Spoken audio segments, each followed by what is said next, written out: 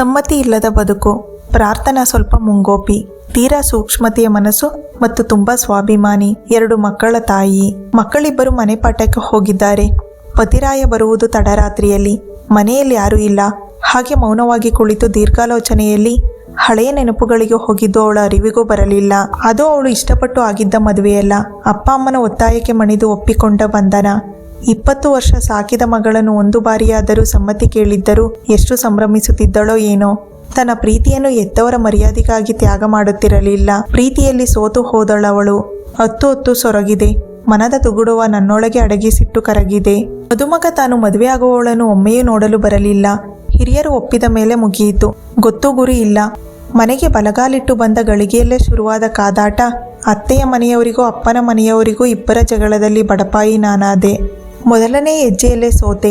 ಅತ್ತೆಗೆ ಕೆಲಸದವಳು ಬಂದಳು ಎನ್ನುವ ಹೆಮ್ಮೆ. ತಮ್ಮ ಮನೆಯ ಹೆಣ್ಣು ಮಕ್ಕಳಿಗೆ ಮಾತ್ರ ಪ್ರೀತಿ, ಮಮತೆ, ಕಾಳಜಿ. ಹೊಸ ಜಾಗ, ಮೊದಲೇ ಏನು ತಿಳಿಯದು. ಹೇಗೋ ಶುರುವಾಯಿತು ಸಂಸಾರದ ಸಾಗರ.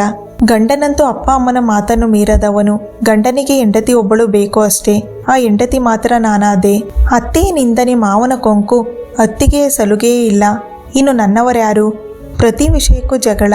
ಬೆಳಿಗ್ಗೆ ಸ್ವಲ್ಪ ಏಳುವುದು ತಡವಾದರೆ ಸಾಕು, ಒಂದೇ ಸಮನೆ ಬಾಗಿಲು ಬಡಿಯುವ ಸದ್ದು. ಬೆಳಗ್ಗೆಯಿಂದ ರಾತ್ರಿಯವರೆಗೂ ದುಡಿದರೂ ಅವರ ಮನಸ್ಸನ್ನು ಗೆಲ್ಲಲು ಸಾಧ್ಯವಾಗುತ್ತಿರಲಿಲ್ಲ. ಎಲ್ಲ ಕೆಲಸಕ್ಕೂ ಏನಾದರೂ ತಪ್ಪು ಹುಡುಕಿ ಜಗಳ ತೆಗೆಯುವ ಅತ್ತೆ. ಕೂತರೆ ತಪ್ಪು, ನಿಂತರೆ ತಪ್ಪು. ಹೀಗೆ ಸಾಗಿದ ದಿನಗಳು. ಮದುವೆಯಾದ 3 ತಿಂಗಳಿಗೆ ಸಾಕಾಗಿ ಹೋಗಿತ್ತು ಈ ಬದುಕಿನ ಗೋಜು. ಅಂದು ಬೆಳಿಗ್ಗೆ ಏನೂ ಕೆಲಸ ಮಾಡಿಲ್ಲ ಎಂದು ಗಂಡನ ಕಿವಿಗೆ ಚಾಡಿ ಮಾತುಗಳೇಳಿ ಅತ್ತೆಯ ಸಂತಸ ಹೇಳತೀರೋದು ಗೊತ್ತಾ? ಪತಿ ಬಂದವರೇ ಕೋಪದಿಂದ ಏನು ಕೆಲಸ ಮಾಡ್ತಾ ಇಲ್ವಾ? ಅಂದು ಎಲ್ಲರನ್ನೂ ತೊರೆದು ಬದುಕೆ ಬೇಡವಾಗಿತ್ತು. ಎಷ್ಟೇ ಮಾಡಿದರೂ ಮೆಚ್ಚರು ಇವರುಗಳು. ಸಹನೆಯ ಕಟ್ಟೆ ಹೊಡೆದು, ಹೋ ಮಾಡಲ್ಲ, ನಾನು ಕೆಲಸದವಳ ನಿಮ್ಮ ಮನೆಗೆ. ಏನಿದು ಅನ್ಯಾಯ? ಯಾರೂ ಇಲ್ಲ ನನಗೆ ಕೇಳುವವರು ಎಂದು ನಿಮಗೆ ಬೇಕಾದ ರೀತಿ ಮಾತಾಡ್ತೀರಾ? ಮಾತನಾಡುವ ಸ್ವಾತಂತ್ರ್ಯ ಇಲ್ಲ ಅತ್ತೆ ಮನೆಯಲ್ಲಿ ಸೊಸೆಯಂದಿರಿಗೆ. ಗಂಡನಿಗೆ ಕೋಪ ಮತ್ತು ಸಿಟ್ಟು ನೆತ್ತಿಗೇರಿ ಬಾರಿಸಿದ್ದ ಕಪಾಲಕ್ಕೆ. ಅಷ್ಟು ಸಾಲದು ಎಂದು ಜುಟ್ಟು ಹಿಡಿದು ಚೆನ್ನಾಗಿ ತದುಕಿದ. ಬಿಡಿಸಲು ಬರಲಿಲ್ಲ ಮಹಾತಾಯಿ. ಅತ್ತೆ ದೂರದಿಂದಲೇ ನಗುಮುಖದಿ ನಿಂತು ನೋಡುತ್ತಿದ್ದಳು. ಅವರ ಮಗಳಿಗೆ ಈ ರೀತಿ ಹಿಂಸೆ ಸಹಿಸುವರೇ? ದುಃಖ ತಡೆಯಲು ಆಗಲಿಲ್ಲ. ರೂಮಿನಲ್ಲಿ ಕುಳಿತು ಹೊತ್ತು ಸುಸ್ತಾಗಿ ಹೋದೆ. ಮೈಯೆಲ್ಲ ಬರೆಗಳೇ ತುಂಬಿದೆ. ಊಟ ತಿಂಡಿ ಬಿಟ್ಟು ಕೂತೆ. ಕೇಳುವವರು ಇಲ್ಲ, ಹೇಳುವವರು ಇಲ್ಲ. ಯಾಕೋ ಮನಸ್ಸು ತಪ್ಪು ಹಾದಿ ತುಳಿಯುತ್ತಿದೆ. ಜೀವ ತೆಗೆಯಲು ಸಾವು ಕರೆಯುತ್ತಿದೆ. ಕೈ ಬೀಸಿ ದುಡುಕಿದೆ. ಬ್ಲೇಡ್ನಿಂದ ಕೈಯನ್ನು ಕಟ್ ಮಾಡಿದ್ದೇ ತಡ. ರಕ್ತದ ಕೋಡಿ ಹರಿಯುತ್ತಿದೆ. ಪ್ರಜ್ಞೆ ತಪ್ಪಿ ಹೋಗಿದೆ. ಗಾಬರಿಗೊಂಡ ಗಂಡ ಆಸ್ಪತ್ರೆಗೆ ದಾಖಲಿಸಿದ. ಜ್ಞಾನ ಬಂದ ಮೇಲೆ ತಿಳಿದಿದ್ದು ಸಾವು ಅಷ್ಟು ಸುಲಭವಲ್ಲ. ಸಾಯಲು ಸಮಯ ಬರಬೇಕು. ನಾನು ಮಾಡಿದ್ದ ತಪ್ಪೆಂದು. ಕಣ್ಣಲ್ಲಿ ತುಂಬಿದ ಹನಿಗಳು. ಡಾಕ್ಟರ್ ತುಂಬ ಕೋಪಗೊಂಡರು. ಬುದ್ಧಿ ಇಲ್ವಾ? ಎಜುಕೇಟೆಡ್ ಆಗಿ ಈ ಕೆಲಸ ಮಾಡಿದ್ದೀಯಾ? ಗೊತ್ತು ನಿನ್ನ ಮನಸ್ಸಿಗಾಗಿರುವ ಆಘಾತ. ನಿನ್ನ ಮೈಗಳ ಬರೆ ಹೇಳುತ್ತಿದೆ ನಿನ್ನ ವ್ಯತೆ. ಗಂಡನಿಗೆ ಕರೆದು ಚೆನ್ನಾಗಿ ಮಂಗಳಾರತಿ ಮಾಡಿದ ಡಾಕ್ಟರ್. ಏನ್ರಿ, ಮದುವೆಯಾಗಿ 3 ತಿಂಗಳು ಕಳೆದಿಲ್ಲ, ಈ ಥರ ಹೊಡೆದಿದ್ದೀರಾ? ತಪ್ಪು. ನೀವು ಮಾಡಿರೋದು ನಾನು ಒಪ್ಪಲ್ಲ. ಎಲ್ಲರನ್ನೂ ಬಿಟ್ಟು ಇಷ್ಟು ದೂರ ನಿಮ್ಮನ್ನು ಮದುವೆ ಮಾಡಿಕೊಂಡು ಬಂದಿರುವ ಹೆಂಡತಿಗೆ ಕೈ ಮಾಡುವುದಕ್ಕೆ ನಾಚಿಕೆ ಕೆಲಸ. ಯಾರು ಎಷ್ಟು ಹೇಳಿದರೂ ಬಂಡ ಜನ್ಮ ಅವರುಗಳದ್ದು. ನಿದ್ದೆ ಬರದು, ಊಟ ಸೇರದು. ಮನಸ್ಸು ಬಿಚ್ಚಿ ಮಾತನಾಡಲು ಯಾರೂ ಇಲ್ಲ. ಶೂನ್ಯವಾಯಿತು ಮನಸ್ಸು. ಏನನ್ನಿಸಿತೋ ಏನೋ ಗೊತ್ತಿಲ್ಲ. ತವರು ಮನೆಗೆ ಕಳುಹಿಸಿದ ಗಂಡ. ಮೊದಲಿನ ಸಂತೋಷ ಇಲ್ಲ. ಅಕ್ಕಪಕ್ಕದವರ ಮಾತುಗಳು ಕೇಳುವುದೇ. 2 ತಿಂಗಳಿಗೆ ಬೇಸತ್ತು ಹೋಗಿದ್ದ ಅಪ್ಪ ವಾಪಸ್ ಕರೆದುಕೊಂಡು ಹೋಗಲು ಸಿದ್ಧರಾದರು. ಅತ್ತೆ ಮನೆಯಲ್ಲಿದ್ದಾರೆ. ಬಾಗಿಲು ತೆಗೆಯಲಿಲ್ಲ. ಎಷ್ಟೇ ಕರೆದರು. ಕೊನೆಗೆ ಪೊಲೀಸ್ ಸ್ಟೇಷನ್ಗೆ ಹೋಗಿ ಕೇಳಿದ್ದೋ ನ್ಯಾಯ. ಮೊದಲೇ ಅತ್ತೆ ಮನೆಯವರಿಗೆ ಅಪ್ಪನ ಕಂಡರೆ ಆಗದು. ಎಲ್ಲರನ್ನೂ ಕರೆಸಿದ ಅವರು ಕೊನೆಗೆ ತೀರ್ಮಾನ ಮಾಡಿ, ನಿಮ್ಮ ಸೊಸೆಯನ್ನು ಕರೆದುಕೊಂಡು ಹೋಗಿ. ಒಲ್ಲದ ಮನಸ್ಸಿನಲ್ಲಿ ಕರೆದುಕೊಂಡು ಹೋದರು. ಒಂದು ದಿನ ಅಡುಗೆ ಮಾಡುತ್ತಿದ್ದಾಗ ತಲೆ ಸುತ್ತು ಬಂದು ಪ್ರಜ್ಞೆ ತಪ್ಪಿದ ನನಗೆ ಅತ್ತೆ ಹೇಳಿದ ಮಾತು, ನಾಟಕ ಇವಳು, ಇವರ ಮನೆಯವರು. ಹೇಗೋ ಸಾಗಿತ್ತು ಬದುಕು. ಹೀಗೆ ಒಂದು ದಿನ ಹೊಟ್ಟೆ ನೋವು ತಾಳಲಾರದೆ ಡಾಕ್ಟರ್ ಬಳಿ ಹೋದೆ. ಅವರು ಹೇಳಿದ ಮಾತು ಯಾಕೋ ನನಗೆ ಅನುಮಾನ ಬರುತ್ತಿದೆ. ನಿಮ್ಮ ಹೆಂಡತಿಗೆ ಸ್ಕ್ಯಾನ್ ಮಾಡಬೇಕೆಂದು. 5 ತಿಂಗಳ ಗರ್ಭಿಣಿ. ಇಬ್ಬರ ಮುಖವನ್ನು ಪರಸ್ಪರ ನೋಡಿ ಡಾಕ್ಟರ್, ಏನಪ್ಪ ಅಮ್ಮ ನೀವು, ಗೊತ್ತಾಗಲ್ವ ನಿಮಗೆ? 5 ತಿಂಗಳ ಮಗು ಹೊಟ್ಟೆಲಿದೆ, ಗರ್ಭಿಣಿ ಅಂತ. ನನ್ನ ಮುಖ ನೋಡಿ, ಏನಮ್ಮ ನಿಮಗೂ ಗೊತ್ತಾಗ್ಲಿಲ್ವಾ? ಮಗು ಓಡಾಡಲು ಶುರು ಮಾಡಿದೆ. ಮೊದಲಿಂದನೂ ಸರಿಯಾಗಿ ಋತುಚಕ್ರ ಆಗುತ್ತಿರಲಿಲ್ಲ. ಅದಕ್ಕೆ ಗೊತ್ತಾಗಲಿಲ್ಲ. 2 ಬಾರಿ ತಲೆ ಸುತ್ತು ಬಂದಿತ್ತು. ಇವರೆಲ್ಲ ನಾಟಕ ಅಂದ್ರು. ನಾನು ಸುಮ್ಮನಾದೆ. ಕಣ್ಣುಗಳಲ್ಲಿ ಸಂತಸ ತುಂಬಿ ಬಂತು. ತಾಯಿ ಆಗುತ್ತಿರುವ ಸುದ್ದಿ ಕೇಳಿ ಅವರು ಖುಷಿಪಟ್ಟರು. ಮನೆಗೆ ಬಂದ ಮಗ ಅಮ್ಮನಿಗೆ ಹೇಳಿದ್ದಷ್ಟೇ. ಓ, ಅದಕ್ಕೆ ಅವರಪ್ಪ ಇಲ್ಲಿ ಕರೆದುಕೊಂಡು ಬಿಟ್ಟಿದ್ದು. ಮಗಳು ಮಾಡಿರುವ ನೀಚತನಕ್ಕೆ ನಮಗೆ ಅಂಟಾಕಿದ್ದಾರೆ. ಕೋಪ ಬಂತು. ಈ ಥರ ಎಲ್ಲ ಹೇಳ್ತೀರಾ? ಸ್ವಲ್ಪ ಯೋಚನೆ ಮಾಡಿ ಮಾತಾಡಿ.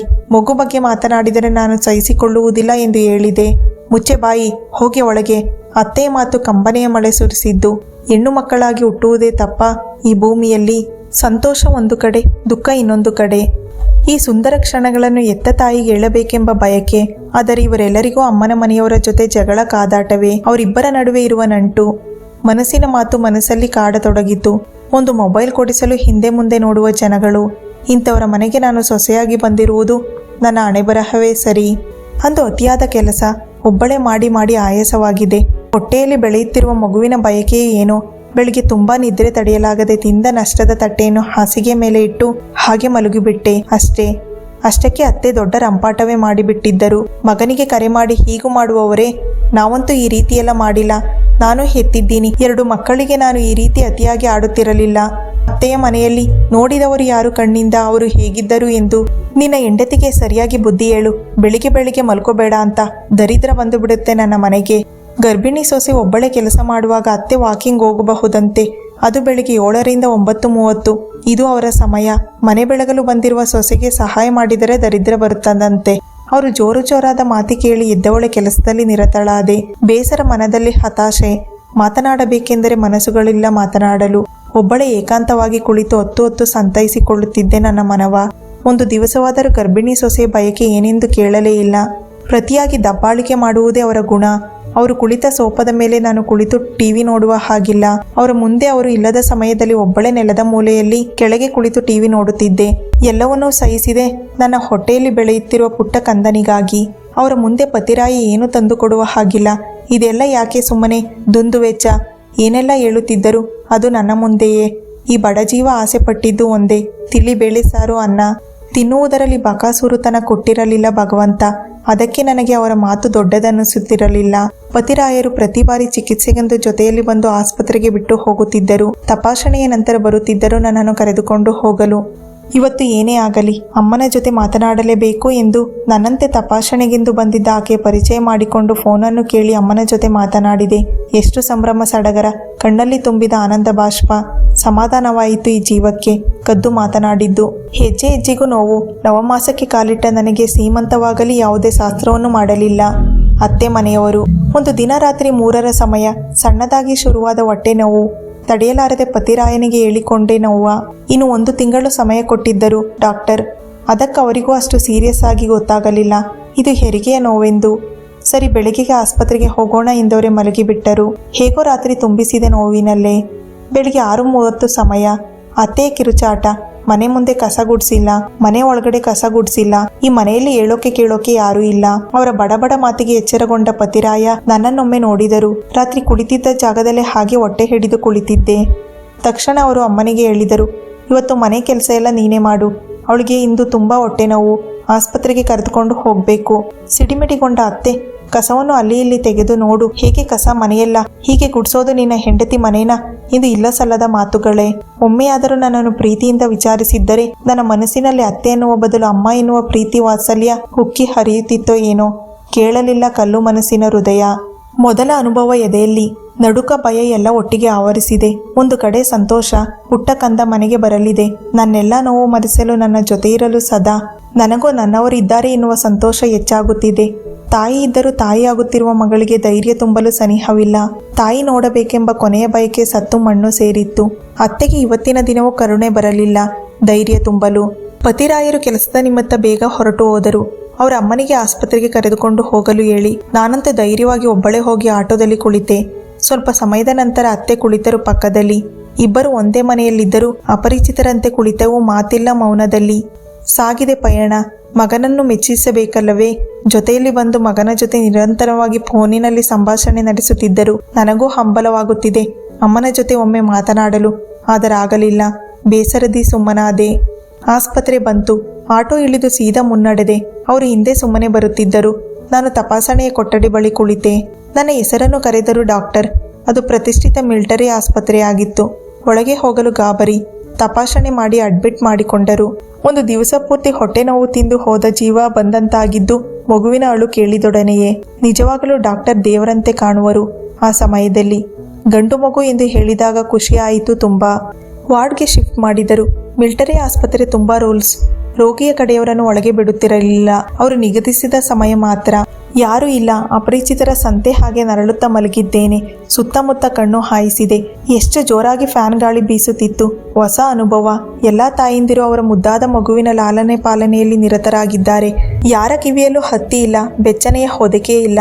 ಅಕ್ಕನ ಮೊದಲ ದಿನದ ಬಾಣಂತಿಯ ಸಮಯದಲ್ಲಿ ಅಮ್ಮ ಅವಳಿಗೆ ಕಿವಿಗೆ ಬಟ್ಟೆ, ಕಾಲಿಗೆ ಸಾಕ್ಸ್ ಏನೆಲ್ಲ ಮಾಡುತ್ತಿದ್ದರು ನೆನಪಾಗಿ ಹಾಗೆ ಕಣ್ಣಲ್ಲಿ ನೀರು ಬಂತು. ತಕ್ಷಣ ನರ್ಸ್ ಮಗುವನ್ನು ಪಕ್ಕದಲ್ಲಿ ಮಲಗಿಸಿ ಹೊರಟೆ ಹೋದಳು. ಪುಟ್ಟ ಪುಟ್ಟ ಮುದ್ದಾದ ಪಾದಗಳು, ಹೊಳೆಯುತ್ತಿರುವ ಕಣ್ಣುಗಳು, ಸುಕೋಮಲ ಕೆಂಪು ಕೆನ್ನೆಗಳು. ಹೇಗೆ ಮಗುವನ್ನು ಎತ್ತಿಕೊಳ್ಳಬೇಕು ಗೊತ್ತಾಗುತ್ತಿಲ್ಲ. ಆದರೂ ಹೇಗೋ ಅಂಗೈಯಲ್ಲಿ ಎತ್ತುಕೊಂಡು ಮುದ್ದಾಡಿ ಮೊದಲ ಸವಿ ಮುತ್ತನ್ನಿಟ್ಟು ಸಂಭ್ರಮಿಸಿ ತಾಯ್ತನದ ಮಹತ್ವ ಅರಿವಾಗಿದ್ದು. ಮಗುವನ್ನು ತಾಯಿಯನ್ನು ನೋಡಲು ಬಿಡುವ ಸಮಯ. ಅತ್ತೆ ಹಾಗೂ ಪತಿರಾಯ ಇಬ್ಬರು ಒಳಗಡೆ ಬಂದರು. ಮಗುವನ್ನಷ್ಟೇ ನೋಡಿದ್ದು ನನ್ನ ಅತ್ತೆ. ನನ್ನ ಬಗ್ಗೆ ಏನೂ ವಿಚಾರಿಸಲಿಲ್ಲ.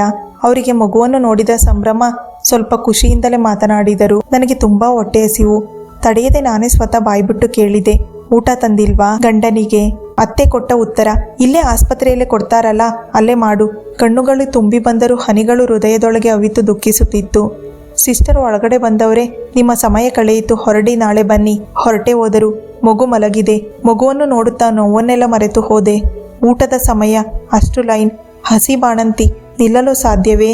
ಹಾಗೆ ಹೋದವಳು ಮೆಲ್ಲನೆ ನಡೆದು ಬಂದು ಸುಮ್ಮನೆ ಕುಳಿತೆ ಮೌನವಾಗಿ. ಪಕ್ಕದ ಬಾಣಂತಿ ಒಬ್ಬಳು ನನ್ನನ್ನು ಗಮನಿಸಿ, ನಿಮಗೆ ಅಭ್ಯಂತರವಿಲ್ಲದಿದ್ದರೆ ಊಟ ಮಾಡಬಹುದು ಎಂದು ಹೇಳಿದಳು. ನನಗೆ ಹಸಿವು ಹೆಚ್ಚಿತ್ತು, ಆದರೆ ಊಟ ಮಾಡಲು ಮನಸ್ಸು ಇರಲಿಲ್ಲ. ಸ್ವಲ್ಪ ಹಾಗೆ ಅವರು ಪರಿಚಯವಾದ ಬಳಿಕ ಅವರಿಗೆ ನಿಮ್ಮ ಫೋನ್ ಕೊಡಿ, ಅಮ್ಮನಿಗೆ ಮಗುವಾಗಿರುವ ಸುದ್ದಿಯನ್ನು ತಿಳಿಸಬೇಕು. ಕರೆ ಮಾಡಿ ಹೇಳಿದೆ, ಗಂಡು ಮಗು ಆಯಿತು ಅಂತ. ಹೇಳುವಾಗ ತುಂಬಾ ದುಃಖ ಆಯಿತು. ಅವರಿಗೂ ಕೇಳಿ ಒಂದು ಕಡೆ ಸಂತಸ, ಒಂದು ಕಡೆ ದುಃಖ, ಅಸಹಾಯಕ ಪರಿಸ್ಥಿತಿ. ಹೆಚ್ಚೇನು ಮಾತನಾಡಲಿಲ್ಲ. ನನ್ನ ಮನಸ್ಸು ಮೌನವಾಯಿತು. ಆಕೆಗೆ ಫೋನ್ ಕೊಟ್ಟು ಧನ್ಯವಾದಗಳು ಹೇಳಿದೆ. ಆಕೆ, ಎಂಥವರು ನಿನ್ನ ಗಂಡನ ಮನೆಯವರು? ಸೊಸೆಗೆ ಗಂಡು ಮಗುವಾಗಿದೆ ಎಂದು ಎಷ್ಟು ಸಂಭ್ರಮದಿಂದ ಎಲ್ಲರಿಗೂ ಹೇಳಬೇಕು.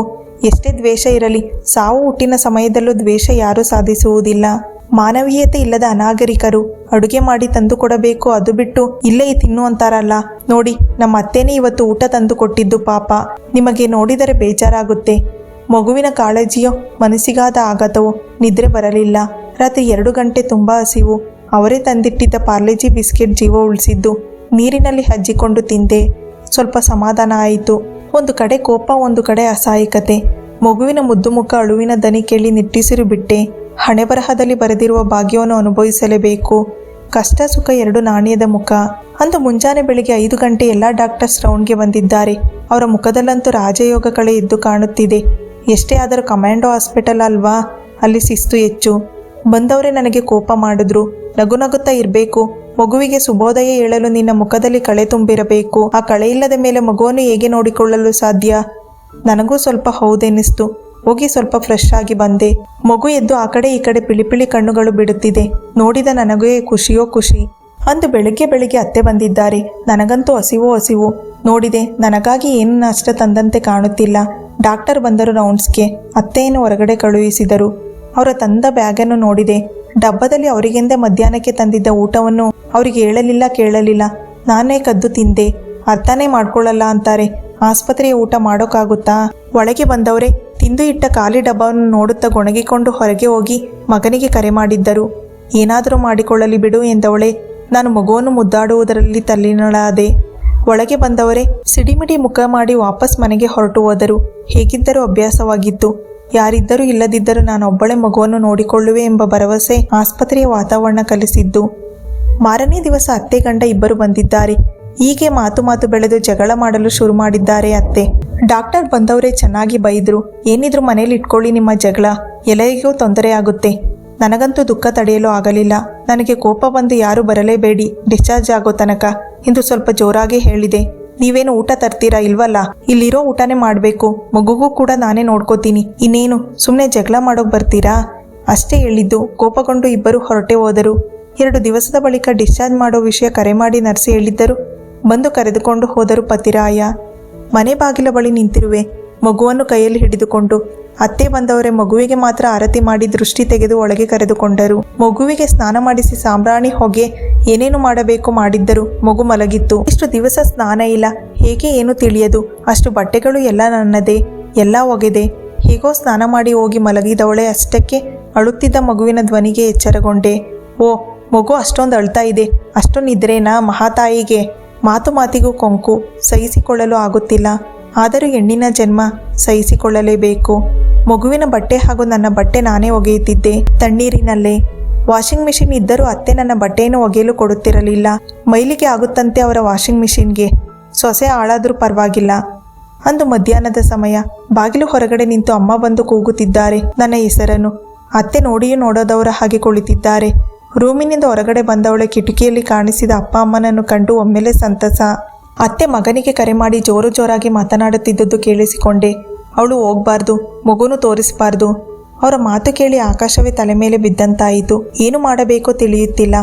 ಪಾಪ ನನ್ನನ್ನು ಹಾಗೂ ಮಗುವನ್ನು ನೋಡಲು ಅಷ್ಟು ದೂರದಿಂದ ಬಂದಿದ್ದಾರೆ. ಮಗು ಮಲಗಿತ್ತು. ಹೊರಗಡೆ ಹೋದೆ. ಒಳಗೆ ಕರೆಯಲು ಅತ್ತೆಯ ಸಮ್ಮತಿ ಇಲ್ಲ. ಅಮ್ಮ ಹೇಳಿದರು, ಒಮ್ಮೆ ಮಗುವನ್ನು ತೋರಿಸಿ ನೋಡಿಕೊಂಡು ಹೊರಟು ಹೋಗುತ್ತೇವೆ ಅಷ್ಟೇ. ಹೊರಗೆ ಬಂದ ನನ್ನನ್ನು ಕಂಡ ಅತ್ತೆ ಬಾಗಿಲನ್ನು ಹಾಕಿಕೊಂಡೇ ಬಿಟ್ಟರು. ಅಪ್ಪನಿಗೆ ಕೋಪ ಬಂತು. ಇಷ್ಟು ಕ್ರೂರ ಜನಗಳು.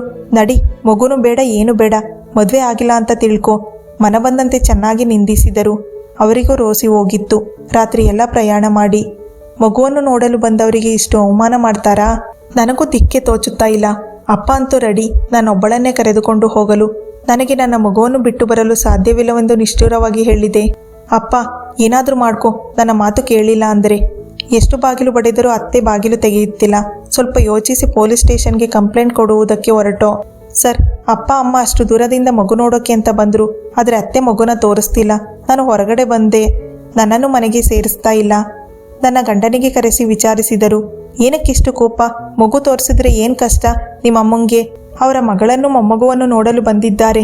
ಗಂಡ ಹೇಳಿದ್ದು, ಇಲ್ಲ, ನಾವು ಮಗುನ ತೋರಿಸೋದಿಲ್ಲ, ಬೇಕಾದರೆ ಅವಳು ಹೋಗಲಿ. ಕೋಪ ಮಾಡಿದ ಇನ್ಸ್ಪೆಕ್ಟರ್, ಮಗು ಮತ್ತೆ ತಾಯಿ ಇಬ್ಬರು ಕಳಿಸಿ, ಸ್ವಲ್ಪ ದಿವಸ ಇದ್ದು ಬರಲಿ ಬಾಣ್ತನ ಮಾಡಿಸಿಕೊಂಡು. ಇಲ್ಲ ಸರ್, ಮಗುಗೆ ಇಂಜೆಕ್ಷನ್ ಹಾಕಿಸ್ಬೇಕು, ಅದು ಇದು ಅಂತ ನಾಟಕ ಮಾಡಿ ಕೊನೆಗೆ ನಾನೇ ಕರೆದುಕೊಂಡು ಹೋಗ್ತೀನಿ ಸರ್, 20 ದಿವಸದ ನಂತರ ಅಂತ ಒಪ್ಪಿಕೊಂಡರು. ಹೇಳಿದವರೇ ಹೊರಟು ಹೋದರು. ನನ್ನನ್ನು ಜೊತೆಯಲ್ಲಿ ಕರೆದುಕೊಂಡು ಹೋಗಲಿಲ್ಲ. ಒಬ್ಬಳೇ ಹೇಗೆ ಹೋಗ್ತಾಳೆ ಅಂತ ಅಪ್ಪ ಅಮ್ಮ ನನ್ನನ್ನು ಬಿಡೋಕೆ ಅಂತ ಬಂದರು ಮನೆ ತನಕ. ಮತ್ತೆ ಅದೇ ವಾತಾವರಣ. ಎಷ್ಟೇ ಬಾಗಿಲು ಬಡಿದರೂ ಅತ್ತೆ ಗಂಡನ ಮನಸ್ಸು ಕರಗಲಿಲ್ಲ. ಜೋರಾಗಿ ಕಿರುಚಾಡಿದೆ. ಹತ್ತು ಕರೆದೆ. ಕೊನೆಗೆ ನನ್ನ ಗೋಳಾಟವನ್ನು ಸಹಿಸಿದ ಊರಿನ ಜನಗಳೇ ಬಂದರು. ಎಲ್ಲರೂ ಸಮಾಧಾನಿಸಿ ಅಪ್ಪ ಅಮ್ಮನಿಗೆ ಊರಿಗೆ ಕಳುಹಿಸಿದರು. ನನ್ನ ಗಂಡನಿಗೆ ಅತ್ತೆಗೆ ಬುದ್ಧಿ ಹೇಳಿದರು. ಮಗುವಿನ ತಾಯಿ ಮಗುವನ್ನು ಬಿಟ್ಟು ಎಲ್ಲಿ ಹೋಗ್ತಾಳೆ? ಮೊದಲು ಬಾಗಿಲು ತೆಗೆಯಿರಿ, ತಾಯಿಯನ್ನು ಒಳಗೆ ಕರೆದುಕೊಳ್ಳಿ. ಎಷ್ಟೋ ಹೇಳಿದ ಮೇಲೆ ಕರೆದುಕೊಂಡರು. ನನ್ನ ಮನಸ್ಸಿಗಾದ ಆಘಾತ ಮತ್ತು ನೋವನ್ನು ನನ್ನ ಮುದ್ದು ಮಗುವಿಗಾಗಿ ಸಹಿಸಿದ್ದು ನಾನು. ಈ ಘಟನೆಯ ಬಳಿಕ ಮೌನ ಆವರಿಸಿದ ಮನದೊಳಗೆ. ತೀರ್ಮಾನಿಸಿದೆ, ಈ ಮನೆಯನ್ನು ಬಿಟ್ಟು ಹೋಗುವೆ, ಒಬ್ಬಳೇ ಅಲ್ಲ, ಮಗುವಿನ ಜೊತೆಯೇ. ಅಷ್ಟರಲ್ಲೇ ಅತ್ತಿಗೆ ಗಂಡನನ್ನು ಬಿಟ್ಟು ತವರು ಮನೆ ಸೇರಿದಳು. ಮೊದಲೇ ನನ್ನ ಪರಿಸ್ಥಿತಿ ಹೀಗೆ ಮತ್ತಷ್ಟು ಬಿಗಡಾಯಿಸಿತು. ಬೆಂಕಿಯಿಂದ ಬಾಣಲಿಗೆ ಬಿದ್ದಂತಾಯಿತು. ಮಗಳಿಗೆ ಕಷ್ಟ ಬಂದಾಗ ಹತ್ತು ಕರೆಯುವವರು ಮಗಳ ಬಾಳು ಹೀಗಾಗಿ ಹೋಯಿತು ಎಂದು ಪ್ರೀತಿಯ ದಾರಿ ಎರೆಯತೊಡಗಿದರು. ಹೆಣ್ಣು ಮಕ್ಕಳಿಗೆ ಕಷ್ಟವಾದರೆ ಅವರ ಹೃದಯ ಮರುಗುವುದು. ಅದೇ ಸೊಸೆಗೆ ಕಷ್ಟ ಎಂದರೆ ಅವರ ಹೃದಯ ಕಲ್ಲಾಗಿ ಬಿಡುವುದು. ಇದೇ ವಾಸ್ತವ. ಅತ್ತಿಗೆ ಎಂದು ಮನಸ್ಸು ಬಿಚ್ಚಿ ಮಾತನಾಡುತ್ತಿರಲಿಲ್ಲ. ನನ್ನ ಕಂಡು ಅಪರಿಚಿತರಂತೆ ವರ್ತಿಸುತ್ತಿದ್ದರು. ಅತ್ತೆ ಯಾವಾಗಲೂ ಮಗಳ ಜೊತೆ ಮಾತನಾಡುತ್ತಾ ಸರಿಯಾದ ಸಮಯಕ್ಕೆ ಊಟ ತಿಂಡಿ ಕೊಡುತ್ತಿರಲಿಲ್ಲ. ನಾನೊಬ್ಬಳೇ ಆಗಿರಲಿಲ್ಲ, ಮಗುವಿಗೆ ಹಾಲುಣಿಸುವ ತಾಯಿಯಾಗಿದ್ದೆ ಎಂದು ಮರೆತು ಬಿಟ್ಟರು ಅತ್ತೆ ಮನೆಯವರು. ಸಮಯಕ್ಕಾಗಿ ಕಾಯುತ್ತಿದ್ದೆ ನಾನು ಈ ಮನೆ ಬಿಡಲು, ಈ ಕೊಂಪೆಯಿಂದ ಮುಕ್ತಿ ಪಡೆಯಲು. ಅವರು ಪ್ರತಿನಿತ್ಯ ಎಲ್ಲ ಬಾಗಿಲನ್ನು ಕೀಯಿಂದ ಭದ್ರವಾಗಿ ಬಂಧಿಸುತ್ತಿದ್ದರು. ಅಂದು ಬಾಗಿಲು ಚಿಲಕವನ್ನಷ್ಟೇ ಹಾಕಿದ್ದರು. ಮುಂಜಾನೆಯ 6ರ ಸಮಯ. ಹುಟ್ಟ ಬಟ್ಟೆಯಲ್ಲಿ ಮಗುವನ್ನೆತ್ತಿಕೊಂಡು ಮನೆಯಿಂದ ಆಚೆ ಬಂದವಳೆ. ಸೀದಾ ಆಟೋ ಹತ್ತಿ ಬಸ್ ಸ್ಟ್ಯಾಂಡ್ಗೆ ಬಂದವಳೆ. ಯಾವುದೋ ಬಸ್ ಹತ್ತಿದೆ. ನಿಟ್ಟುಸಿರು ಬಿಟ್ಟೆ. ಹೇಗೋ ಅಪ್ಪನ ಮನೆ ಸೇರಿದೆ. ಗಂಡನ ಮನೆಯವರು ಹೋರಾಡಿ ಚೀರಾಡಿ ಕೊನೆಗೆ ಕೋರ್ಟಿನ ಮೆಟ್ಟಿಲೇರಿದ ಪತಿರಾಯ ವಿಚ್ಛೇದನಕ್ಕಾಗಿ. ನಾನು ಹೋಗಲಿಲ್ಲ. ಎಲ್ಲವನ್ನೂ ಮರೆತು ಸುಮ್ಮನಾಗಿ ಬಿಟ್ಟೆ. ಆದರೆ ಬಿಡದ ಅಪ್ಪ ಮಗುವಿನ ಭವಿಷ್ಯಕ್ಕಾಗಿ ಮೇಂಟೆನೆನ್ಸ್ ಕೇಸ್ ಹಾಕಿಸಿದ್ದರು. ಮನಸ್ಸಿಲ್ಲದ ಮನಸ್ಸಿನಿಂದ ಒಪ್ಪಿದೆ. ನನಗೆ ಆಸೆ ಇರಲಿಲ್ಲ, ಸ್ವಾಭಿಮಾನ ಇತ್ತು. ಅವರ ದುಡ್ಡು ಬೇಕಾಗಿರಲಿಲ್ಲ. ಹೀಗೆ ಕೋರ್ಟ್ನಲ್ಲಿ ಎದುರಾದ ನಾವಿಬ್ಬರು ಇನ್ನೂ ನಮ್ಮಿಬ್ಬರನ್ನು ಒಳಗೆ ಕರೆದಿಲ್ಲ. ಅಷ್ಟರಲ್ಲಿ ನಾನು ಅನುಭವಿಸಿದ ಯಾತನೆ ಹಾಗೂ ನೋವನ್ನು ಮೆಲುಕ ಹಾಕತೊಡಗಿದೆ. ಮಗುವಿಗೆ 11 ತಿಂಗಳು. ನಾ ಪಟ್ಟ ಪಾಡು. ಮಗುವನ್ನು ಬಿಟ್ಟು ಕೆಲಸಕ್ಕೆ ಹೊರಟೆ. ಬದುಕಲು ಕಷ್ಟವಿಲ್ಲ. ಆದರೂ ಹೆಣ್ಣನ್ನು ನೋಡುವ ದೃಷ್ಟಿ, ಅವಳ ಅಸಹಾಯಕತೆಯನ್ನು ಉಪಯೋಗಿಸಿಕೊಳ್ಳಲು ಕಾತರಿಸುವ ಜನಗಳು, ನಮ್ಮವರೇ ನಮ್ಮ ಬೆನ್ನ ಹಿಂದೆ ಚೂರಿ ಇರಿದಂತೆ ಮಾತುಗಳಿಂದ, ಓ ಅವಳು ನಮ್ಮ ಅತ್ತೆ ಮಗಳು, ಗಂಡನನ್ನು ಬಿಟ್ಟಳು, ಎಷ್ಟೋ ದಿವಸ ಒಬ್ಬಳೇ ಇರುವಳು, ಒಂದಲ್ಲ ಒಂದಿನ ನನ್ನ ಹತ್ರ ಬರ್ತಾಳೆ. ಇನ್ನು ಅಪ್ಪ ಅಮ್ಮ ಕೂಡ ಕೊಟ್ಟ ಹೆಣ್ಣು ಕುಲಕ್ಕೆ ಹೊರಗೆ ಅನ್ನುವ ಗಾದೆಯಂತೆ ಬದಲಾಗಿ ಬಿಡುವರು. ಮೊದಲಿನ ಪ್ರೀತಿ ಇರುವುದಿಲ್ಲ ಮದುವೆಯ ನಂತರ ಹೆಣ್ಣು ಮಕ್ಕಳಿಗೆ. ಇದೆಲ್ಲ ನನ್ನ ಕಣ್ಣ ಮುಂದೆ ಹಾಗೆ ಗೋಚರಿಸಿದ್ದು. ನನ್ನ ಹೆಸರನ್ನು ಕರೆದ ತಕ್ಷಣ ಎಚ್ಚೆತ್ತವಳೆ ಒಳಗೆ ಹೋದೆ. ಕೇಳಿದ್ರು ಜಡ್ಜ್, ಏನಮ್ಮ ಗಂಡನ ಜೊತೆಯಲ್ಲಿ ಇರಲು ಇಷ್ಟವೇ? ಹ್ಞೂ ಎಂದೆ ಅಷ್ಟೇ. ಎಲ್ಲ ಬದಲಾಗಿ ಹೋಯಿತು ಕ್ಷಣದಲ್ಲಿ. ಗಂಡನ ಮುಖದಲ್ಲಿ ಆಶ್ಚರ್ಯ. ಹೆಂಡತಿಗೆ ನಿಮ್ಮ ಜೊತೆ ಬಾಳಲು ಇಷ್ಟ, ಚೆನ್ನಾಗಿ ನೋಡಿಕೊಳ್ಳಿ, ಕರ್ಕೊಂಡೋಗಿ ಎಂದು ಗಂಡನಿಗೆ ಹೇಳಿದರು. ಏನೇ ಆದರೂ ಗಂಡ ಹೆಂಡತಿಯನ್ನು ಬೇರೆ ಮಾಡಲು ಕೋರ್ಟ್ ಅಷ್ಟು ಸುಲಭವಾಗಿ ಅವಕಾಶ ಕೊಡುವುದಿಲ್ಲ.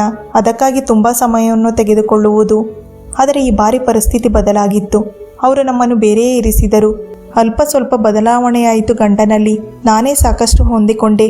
ನನ್ನ ತನವನ್ನು ಮರೆತು ಅತ್ತೆ ತೆಗಳುವುದು ಬಿಡಲಿಲ್ಲ, ಚಾಡಿ ಹೇಳುವುದು ಬಿಡಲಿಲ್ಲ. ಹೀಗೆ ಸಾಗಿತ್ತು ಬದುಕು. ಅವರ ಮಾತುಗಳನ್ನು ಕೇಳಿಯೂ ಕೇಳಿಸಿದಂತೆ ಇದ್ದು ಬಿಡುತ್ತಿದ್ದೆ. ಸಮ್ಮತಿ ಇಲ್ಲದ ಬದುಕು ಇದು. ಇಷ್ಟ ಕಷ್ಟಗಳಿಗಿಂತ 4 ಜನರ ನಡುವೆ ಬದುಕುವುದು ಮುಖ್ಯ. ನಾವು ಕೆಟ್ಟರೆ ಆಡಿಕೊಂಡು ನಗುವ ಸಮಾಜ.